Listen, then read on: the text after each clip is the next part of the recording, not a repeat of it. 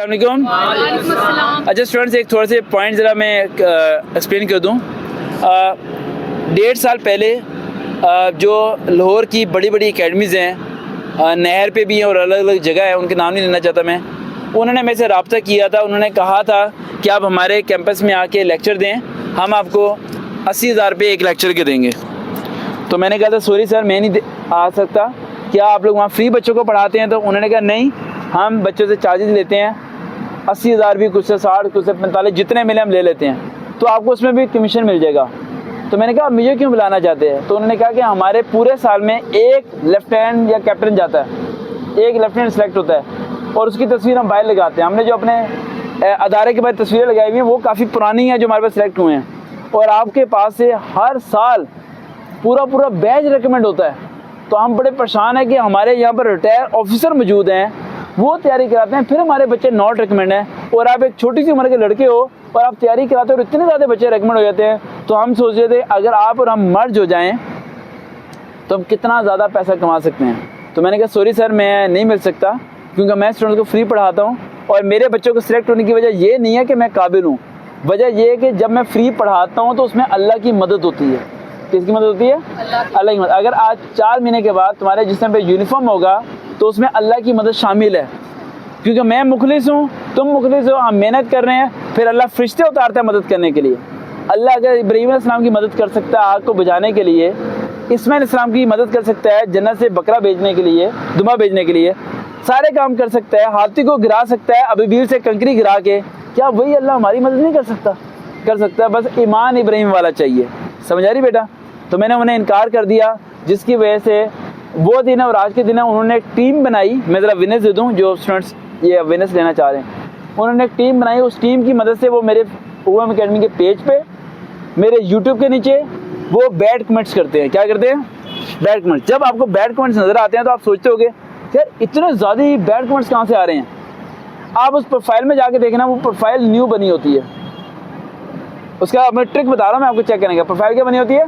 New بنی ہوتی ہے. اس کے نیچے کوئی پوسٹ نہیں ہوتی، یعنی صرف ایک پکچر ہوتی ہے اور پروفائل ہوتی ہے. یعنی وہ فیک پروفائل بنا کے کمنٹس کر رہے ہوتے ہیں، اور وہ کوشش کرتے ہیں کسی طرح پبلک اس سے ہٹ جائے، کسی طرح ہمارا یہ دکانداری ختم نہ ہو جائے. کیونکہ جس طریقے سے ہمارا کام چل رہا ہے آنے والے چند سالوں میں کوئی بچہ ان کے پاس نہیں جائے گا. بھئی ایک چیز فری میں مل رہی ہے جو وہاں 1.5 لاکھ کی مل رہی ہے، اور 1.5 لاکھ لینے والا بندہ ریکمنڈ بھی نہیں کرا رہا اور فری والا ریکمنڈ بھی کرا دیتا ہے، تو ظاہر سی بات ہے بچے اس طرح نہیں جائیں گے.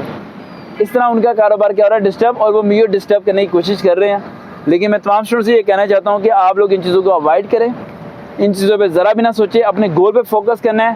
دیکھو لوگ خلاف ہوتے ہیں، جب بھی ایسی پریشانی آئے تو ایک بار ذہن میں رکھنا، حضور پاک صلی اللہ علیہ وسلم کی زندگی کو فالو کیا کرو. وہ تشریف فرما تھے تو کافی پریشان تھے، تو جبرائیل علیہ السلام آئے. جب نبی پریشان ہوتا ہے نا تو اللہ فرشتہ بھیج دیتا ہے، ٹھیک ہے.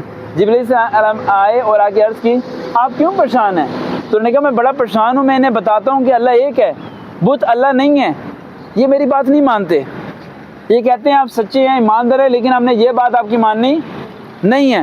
تو جبرائیل صاحب نے فرمایا، عرض کی کہ اے اللہ کے نبی تمہارا کام بتانا ہے، ان کے لیے پریشان ہونا نہیں ہے.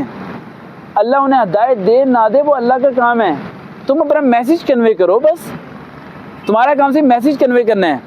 تم یہ سے پریشان. اب جب حضور صلی اللہ علیہ وسلم کی بات کو وہ نہیں مانتے تھے تو بیٹا ہم کس کھیت کی مونی ہیں؟ جب حضور صلی اللہ علیہ وسلم نے پہاڑی پہ چڑھ کے کہہ دیا تھا کہ کیا میں ایماندار ہوں، سب نے کہا ہاں جی.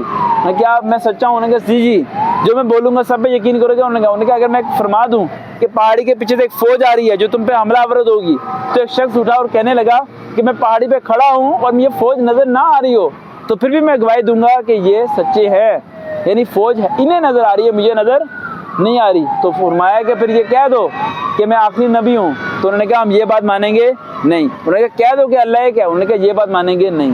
جب ان لوگوں نے وہ باتیں نہیں مانی تو ان لوگوں سے کیا ڈرنا، کیا گھبرانا. تو آپ کے ارد گرد جتنے لوگ آپ کو پریشان کرنے کے لیے ہوتے ہیں ان کا صرف ایک کام کیا کرو، ڈیلیٹ، بلاک، ریسائیکل بن. بس انہیں اپنی لائف میں جگہ دینی ہی نہیں ہے. دیکھتے رہے چینل سروکار بھائی. دوبارہ ملاقات ہوگی. اللہ حافظ.